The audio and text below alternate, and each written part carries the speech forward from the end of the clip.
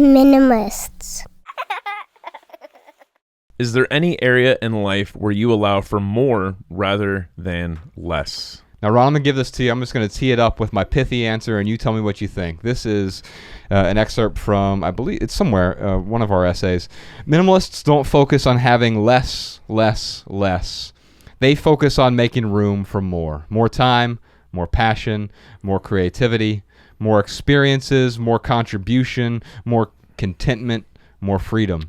Clearing the clutter creates room for the intangibles that make life more rewarding. And so I really think minimalism is in many ways about more, right? We often think of as this vector for less, and that's true, but it's what are we going to fill our life with after that, right? Yeah, I agree. I think minimalism is not living without, it's living with everything you need. And I think when we step back and tweet that podcast, John. Yeah, that's great. When we step back and ignore the less or more statements in this and look at the word enough, then it becomes about us. So what is enough for you? It's not about how much do I consume of this or how less do I consume of that. Is how much do I consume that becomes enough for me?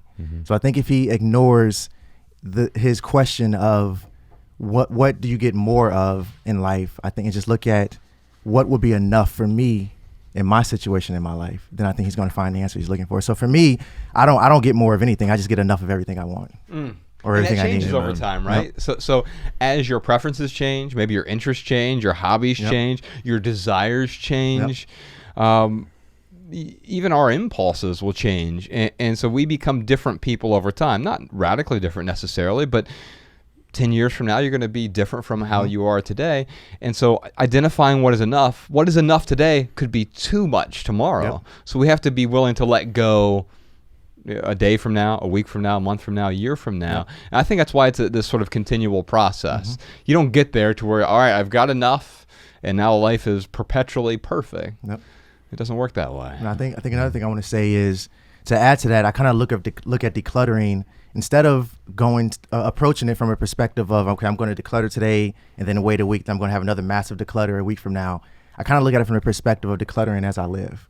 So anytime I come across an object or a thought or a digital thing that I no longer need or find value in, I deal with it in that moment. So if it's a thought, I figure, okay, why am I having this negative thought or this positive thought, and how can I approach it, or how can I get rid of it? If I come across a shirt or some jeans that I no longer wear, it goes right into a basket by our front door, and then it goes to Goodwill at the end of the week. So I think if you look at it from a perspective of decluttering as you live, and the other thing I want to say is, when you think about the idea of more, I always say in my content that, different phases in life require different things and necessities. So just like you said, things are going to change. It's always going to be fluid. And so you have to be able to change with life.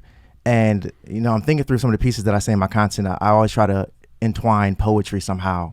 And I say that change is going to happen regardless if you're ready to it or not. It just depends on how you move with it, determines how it's going to happen in your life. So if you're rigid in your life, change is going to happen no matter around you. So then you're going to feel the effects of that. But if you're fluid with it, and when change happens, then you're move and bend with it and adapt as you're supposed to. I think one of the biggest mistakes I've seen people make with minimalism is they look at it as a destination. We get questions a lot where we're like, oh, I've got rid of everything. Now what? And now I'm not happy. Right, now I'm not happy. Like, now what? It's like, that's the same thing as I bought the thing. Why am I not happy?